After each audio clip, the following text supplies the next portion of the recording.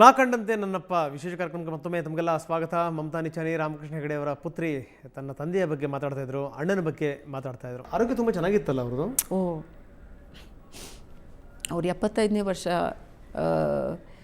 ಅವ್ರದ್ದು complete testing ಮಾಡಿದಾಗ ಅವ್ರ ಹಿಸ್ ಬಾಡಿ ವಾಸ್ ಲೈಕ್ ಕಲ್ಲು ಇದ್ದಂಗಿತ್ತು ಅವ್ರ ಬಾಡಿ, ಅಷ್ಟು ಸ್ಟ್ರಾಂಗು. ಅವ್ರು ಯಾರಿಗಾರು ನಾವು ಹೊಡೆದ್ರೆ ಯಾಕೆ ಸಡನ್ಲಿ ಸಡನ್ಲಿ ಅದು ಏನಾಯಿತು ಗೊತ್ತಿಲ್ಲ ನನಗೆ. ಇದು 75 ಇರ್ಬೇಕಾದ್ರೆ ಆ್ಯಕ್ಚುಲಿ ಅವರಿಗೆ ಬ್ಲಡ್ ಪ್ರೆಷರ್ ಇಲ್ಲ, ಡಯಾಬಿಟೀಸ್ ಇಲ್ಲ, heart is in like a 16-year-old.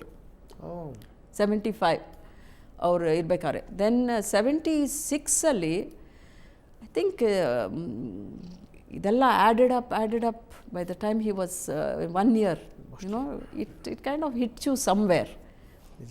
And he got a stroke, small strokes in the brain. ಅದು ಮಾನಸಿಕ ಒತ್ತಡದಿಂದ ಆಗಿರುವಂಥದ್ದು. And ಅದಾದಮೇಲೆ ಏನಾಯಿತು ಅವರಿಗೆ ಐಸೈಟ್ ಸ್ವಲ್ಪ ಪ್ರೆಷರಿಂದ, ಗ್ಲುಕೋಮಿಯಾದು ಒಂಥರ ಪ್ರೆಷರಿಂದ one eyesight became little less. So ಓದೋದು ಕಮ್ಮಿ ಆಗೋಯ್ತು ಅವರಿಗೆ. ಅವ್ರಿಗೆ ಓದೋದು ಕಮ್ಮಿ ಆದಾಗ ಅವ್ರು ಯಾವಾಗಲೂ ನನಗೆ ಹೇಳೋದೇನು ಅಂದರೆ, ಮಮತಾ ನನಗೆ ಓದೋಕ್ಕಾಗಲ್ಲ, ಯಾರೂ ನನಗೆ ಓದಬೇಕು. That is A very helpless situation, I cannot read ಅಂತ ಅವ್ರದ್ದು. And reading was passion for him. ಬೆಳಗಿಂದ ಪೇಪರ್, ಅದು ಬುಕ್ಸ್, ಮ್ಯಾಗಝೀನ್ಸ್, ಆರ್ಟಿಕಲ್ಸ್, ಯಾಕೆಂದರೆ ಅವರು ಬರೀತಾ ಇದ್ರಲ್ಲ. ಜೊತೆಗೆ ಅಂದರೆ ಈ ಎಲ್ಲ ನೋವಿನಿಂದ ಹೊರಗಡೆ ಬರಲಿಕ್ಕೆ ಹೌದು, ಅದು ಪುಸ್ತಕ ಅನ್ನುವಂಥದ್ದು ಒಂದು ಅದ್ಭುತವಾದ ಸ್ನೇಹಿತ. ಅದು ಸೊ ಇದೆಲ್ಲ ಐ ಥಿಂಕ್ ಎಲ್ಲ ಒಟ್ಟಿಗೆ ಒಂದು 2 years it deteriorated so much. that strokes didn't stop. ಅದು ಒಂದು sometimes it would come, sometimes it go, clot ಒಂಥರ ಇದರೊಳಗೆ, ಬ್ರೈನ್ ಒಳಗೆ. So we lost him with that. So ಬಹುಶಃ 8 ವರ್ಷ ಆಯಿತು ಅಪ್ಪನ ಕಳ್ಕೊಂಡು. 8 ವರ್ಷ, 2004ನೇ ಇಸ್ವಿಲಿ January 12th. ಅಲ್ಲ, ಬಹುಶಃ ಈಗ ಅಪ್ಪ ಇದ್ದಿದ್ದಿದ್ರೆ ಒಂದಷ್ಟು ರಾಜಕೀಯ ಚಿತ್ರಣ ಬದಲಾಗಿರ್ತಿತ್ತು ಅಂತ ಅನ್ಸಲ್ವ ನಿಮಗೆ? ಇಷ್ಟು ಕರ್ನಾಟಕದಲ್ಲಿ ಇಷ್ಟಕ್ಕೆ ಹೋಗ್ತಾ ಇರಲಿಲ್ಲ ಅಂತ ನನಗನ್ಸುತ್ತೆ. ಅಣ್ಣ ಹುಷಾರಿಲ್ಲದೆ ಸುಮ್ಮನೆ ಇದ್ದಿದ್ರು ಎಷ್ಟೋ ಜನ ಸ್ವಲ್ಪ ಕಂಟ್ರೋಲಲ್ಲಿ ಇರ್ತಿದ್ರೋ ಏನೋ, ಸ್ವಲ್ಪ ನನಗನ್ಸುತ್ತೆ. ಹೌದು, ಸ್ವಲ್ಪ ಇಷ್ಟಕ್ಕೆ ಹೋಗ್ತಾ ಇರಲಿಲ್ಲ. ಏನು ಮಾಡೋದು? ನೀವೇನಾದರೂ ರಾಜಕೀಯಕ್ಕೆ ಬರಬೇಕು ಅಂತ ಆಸೆ ಇತ್ತಾ ಅಪ್ಪನಿಗೆ? ಇಲ್ಲ, ನಮ್ಮ ಬಗ್ಗೆ ನಾವು ಯಾವಾಗಲೂ ನಾನು ಅಣ್ಣಂಗೆ ಕೇಳ್ತಾ ಇದ್ದೆ, ನನ್ನನ್ನು ಸ್ವಲ್ಪ ರಾಜಕೀಯಕ್ಕೆ ನಿನ್ನ ಜೊತೆಗೆ ನಾನು ಬಂದ್ಬಿಡ್ತೇನೆ ಒಂಚೂರು ಅಂತ. ಸೊ ನನ್ನನ್ನು ಯಾವಾಗಲೂ ನೋಡೋರು ಹೇಳ್ತಾಯಿದ್ರು, ನಿಂಗೆ ರಾಜಕೀಯಕ್ಕೆ ಬರಬೇಕು ಅಂತಿದ್ರೆ ಮಗಳೇ, ನೀನು ಒಂದು 10 ವರ್ಷ ಒಂದು ಕಾನ್ಸ್ಟಿಟ್ಯೂನ್ಸನ್ ನರ್ಸ್ ಮಾಡು. ನೀನು ಯಾವ ಕಾನ್ಸ್ಟಿಟ್ಯೂನ್ಸಿನ ನರ್ಸ್ ಮಾಡ್ತೀಯ ನೀನು ಮೊದಲು ಯೋಚನೆ ಮಾಡು.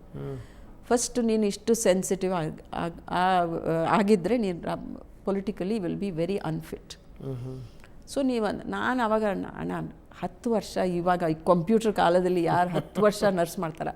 Then you would laugh. Okay ಸರಿ, ನೀನು ಯೋಚನೆ ಮಾಡು, ಆಮೇಲೆ ನನಗೆ ಹೇಳು ಅಂತ. ಬಟ್ ಇವಾಗ ನಾನು ನೋಡಿದ್ರೆ what he said is absolutely right.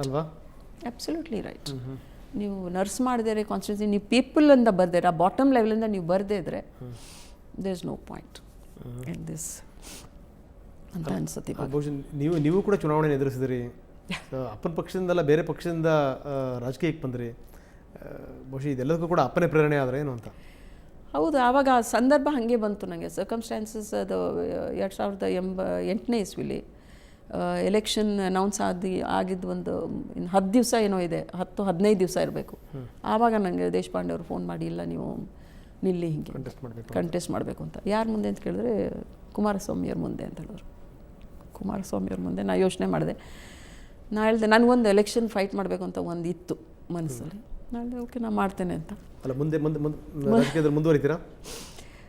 ನನಗೇನಾದ್ರು ಒಂದು ಜನರಿಗೆ ಒಂದು ಸರ್ವ್ ಮಾಡೋ ಚಾನ್ಸ್ ಏನಾದ್ರು ಸಿಕ್ಕಿದ್ರೆ, ಅದು ಯಾವುದೇ ಫೀಲ್ಡ್ ಇರ್ಬೋದು, ರಾಜಕೀಯನೇ ಬರಬೇಕು ಅಂತ ಏನಿಲ್ಲ, ಅದು ಮಾಡಬೇಕು ಅಂತ ಇದೆ. ಇಂಥದ್ದೇ ಪಕ್ಷ ಅಂತಿಲ್ಲ ಅಥವಾ ಕಾಂಗ್ರೆಸ್? ಇಲ್ಲ, ಕಾಂಗ್ರೆಸ್ಸಲ್ಲಿ ಇವಾಗ ಇದ್ದೇನೆ ನಾನು ಕಾಂಗ್ರೆಸ್ಸಲ್ಲೇ.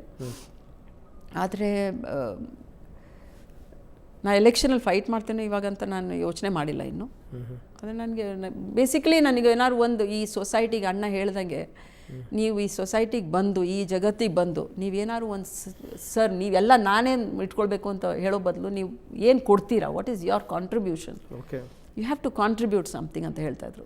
So if I get that opportunity to contribute, so ಅಪ್ಪನ ಕನಸುಗಳನ್ನ ಸಾಕಾರ ಮಾಡಲಿಕ್ಕೆ ಒಂದು ವೇದಿಕೆ ಸಿಗಬೇಕು ಅಂತ. ಸಿಗಬೇಕು ಒಂದು ವೇದಿಕೆ. ಓಕೆ, ಸೊ ಕೊನೆಯದಾಗಿ ತಾವು ಹೆಗಡೆಯವರ ಅಭಿಮಾನಿಗಳಿಗೆ ಸುವರ್ಣ ನ್ಯೂಸ್ ವೇದಿಕೆಯಿಂದ ಏನು ಹೇಳಕ್ಕೆ ಬಯಸ್ತೀರಿ ಮೇಡಮ್? ಒಂದನೇದು ವಂದನೆಗಳು ನಿಮಗೆ ನನಗೆ ಇಲ್ಲಿ ಕರೆದಿದ್ದಕ್ಕೆ. ಎರಡನೇದು, ಒಂದು ಹೆಗ್ಡೆಯವ್ರಿಗೆ ಎಷ್ಟೋ ಜನ ಫಾಲೋವರ್ಸ್ ಇದ್ದಾರೆ, ಅಭಿಮಾನಿಗಳಿದ್ದಾರೆ. ಥ್ರೂ ಯೋರ್ ಚಾನಲ್ ನಾಳೆ ನಮ್ಮ ರಾಷ್ಟ್ರೀಯ ನವನಿರ್ಮಾಣ ವೇದಿಕೆಯಿಂದ ನಾನು ಏನು ಹೇಳಬೇಕು ಅಂತ ಇದೆ ಅಂದರೆ, ಇವರೆಲ್ಲ ಅಭಿಮಾನಿಗಳು ಮತ್ತೆ ಒಂದು ಸತಿ ಎಲ್ಲ ಒಟ್ಟುಗೂಡಿ ಒಂದು ಒಳ್ಳೆ ಪಕ್ಷ ಕಟ್ಟಿ ಈ ಕರ್ನಾಟಕಕ್ಕೆ ಒಂದು ಒಳ್ಳೆಯ ಒಂದು ಗೌರ್ಮೆಂಟ್ ಕೊಟ್ಟು ಅವರಿಗೊಂದು ಶ್ರದ್ಧಾಂಜಲಿ ಯಾರು ಅರ್ಪಿಸಿ ಅಂತ. ಸೊ ನಿಜಕ್ಕೂ ಶಾಂತಿ ಸಿಗಬೇಕು ಅಂದರೆ ಇಷ್ಟಾರು ಮಾಡಬೇಕು. ಎಲ್ಲ ಒಟ್ಟಿಗೆ ಎಷ್ಟೋ ಜನ ಎಲ್ಲ ಅವರು ಹೋದ ಮೇಲೆ ಎಲ್ಲ ಬೇರೆ ಬೇರೆ ಪಕ್ಷಕ್ಕೆ ಹೋಗಿದ್ದಾರೆ, ಎಷ್ಟೋ ಜನ ಅಡ್ಮೈರರ್ಸ್ ಎಲ್ಲ ಇದ್ದಾರೆ ಆಲ್ ಓವರ್ ದ ಸ್ಟೇಟ್. ಎಲ್ಲ ಅಟ್ಲೀಸ್ಟ್ ಒಟ್ಟಿಗೆ ಬಂದು ಅವರು ಒಂದು ಡೆಫಿನೆಟ್ಲಿ ಅವರು ಒಂದು ಹೆಗ್ಡೆಯವ್ರ ಹೆಸರಲ್ಲಿ ಬಂದರೆ ಅವರು I think will be strong, ನನಗನ್ಸುತ್ತೆ. ಎಸ್ ಮಮತಾ, ಇಲ್ಲಿ ತನಕ ಬಂದ್ಬಿಟ್ಟು ಸಾಕಷ್ಟು ಮಾತಾಡಿದ್ರಿ, ಧನ್ಯವಾದಗಳು. Thank you very much. Thank you very much, ನಂಗೆ ಕರ್ತಿದ್ದೆ. Thank you. ಸೊ ಇದು ಮಮತಾ ಅವರ ಮಾತು. ಮಮತಾ ಅವರು ಯಾವ ವಾಹಿನಿಗೂ ಕೂಡ ಹೋದಂಥವ್ರಲ್ಲ, ಯಾವ ಚಾನಲ್ಗೂ ಕೂಡ ಮಾತಾಡಿದಂಥವ್ರಲ್ಲ. ಎಲೆಕ್ಷನ್ ಸಂದರ್ಭದಲ್ಲೂ ಕೂಡ ಮಮತಾ ಎಷ್ಟು ಬೇಕೋ ಅಷ್ಟು ಆ ಸಂದರ್ಭದಲ್ಲಿ ಮಾತಾಡಿರುವಂಥವ್ರು. ಆದರೆ ಈ ರೀತಿ ವಿಶೇಷ ಸಂದರ್ಶನವನ್ನು ಎಲ್ಲೂ ಕೂಡ ಕೊಟ್ಟಿಲ್ಲ ಅವರು. ಇವತ್ತು ಸುವರ್ಣ ನ್ಯೂಸ್ಗೆ ಬಂದರು, ಈ ವೇದಿಕೆ ಮುಖಾಂತರ ಹೆಗಡೆಯವರ ಬಗ್ಗೆ, ಅವರ ತಂದೆಯವರ ಬಗ್ಗೆ ಮನಬಿಚ್ಚಿ ಮಾತನಾಡಿದರು. ನಿಜಕ್ಕೂ ಮರೆಯುವಂಥ ವ್ಯಕ್ತಿತ್ವ ಅಲ್ಲವೇ ಅಲ್ಲ ಹೆಗಡೆಯವರದು ಅಂತ. ಯಾಕಂದರೆ ಈ ಚಿಕ್ಕಂದಿನಿಂದ ನಮ್ಮನ್ನು ಹೇಗೆ ಬೆಳೆಸಿದರು ಅನ್ನುವಂಥದ್ದು, ಆರಂಭದಿಂದ ನಮಗೆ ಹೇಗೆ ಒಂದು ಜವಾಬ್ದಾರಿಯನ್ನು ತುಂಬಿದ್ರು, ನಿಮ್ಮ ಕಾಲ ಮೇಲೆ ನೀವು ನಿಂತ್ಕೋಬೇಕು ಅನ್ನುವಂಥ ಸಂದೇಶವನ್ನು ಯಾವ ರೀತಿ ರವಾನಿಸಿದರು ಅಂತ. ಒಬ್ಬ ಮುಖ್ಯಮಂತ್ರಿ ಯಾವುದೇ ಕೆಂಪು ದೀಪದ ಹುಚ್ಚಿಲ್ದನೇ, ಬೆಂಗಾವಲು ಪಡೆಯ ಆ ಥರದ್ದು ಯಾವುದೇ ಭ್ರಮೆಗಳಿಲ್ದನೇ ಯಾವ ರೀತಿ ಬದುಕಬಹುದು, ಬಾಳಬಹುದು, ಅದಕ್ಕೆ ಹೆಗಡೆ ಒಂದು ಅತ್ಯುತ್ತಮ ಉದಾಹರಣೆ. ಇವತ್ತಿನ ರಾಜಕಾರಣಿಗಳು ನೋಡಿದಾಗ ನಿಜಕ್ಕೂ ಬೇಸರ ಆಗುತ್ತೆ. ಹೆಗಡೆಯವರ ಕಡೆಗೆ ಯಾರಾದರೂ ಒಬ್ಬ ಬೆರಳು ತೋರಿಸಿದ್ರೆ ರಾಜೀನಾಮೆ ಪತ್ರ ಸಿದ್ಧವಾಗಿರ್ತಿತ್ತು. ಮಮತಾ ಅವರು ಕೂಡ ಹೇಳೋದು ಅದನ್ನೇ, ಬಹಳಷ್ಟು ಜನರನ್ನ ತಯಾರು ಮಾಡಿದ್ದಾರೆ ಅವರ ಗರಡಿಯ ಮುಖಾಂತರ ಹೆಗಡೆಯವರು. ನೀವೆಲ್ಲರೂ ಕೂಡ ಒಂದಾಗಿ ಬನ್ನಿ, ಒಂದು ರಾಜಕೀಯ ಪಕ್ಷವನ್ನು ಕಟ್ಟಿ ಅದು ಕರ್ನಾಟಕಕ್ಕೆ ಮಾದರಿ ಆಗುವಂಥ ಒಂದು ರಾಜಕೀಯ ಪಕ್ಷ ಆಗಬೇಕು. ನಿಜಕ್ಕೂ ಏನಾದರೂ ಹೆಗಡೆಯವರ ಆತ್ಮಕ್ಕೆ ಶಾಂತಿ ಸಿಗಬೇಕು ಅಂದರೆ ಇದು ಆಗಬೇಕು ಅನ್ನುವಂಥದ್ದು ಅವರ ಕನಸು. ಅವ್ರ ಕನಸು ಸಾಕಾರ ಆಗಲಿ ಅಂತ ಹಾರೈಸ್ತಾ ಈ ವಿಶೇಷ ಕಾರ್ಯಕ್ರಮವನ್ನು ಮುಗಿಸ್ತಾ ಇದ್ದೀನಿ. ನಮಸ್ಕಾರ. Thank you very much.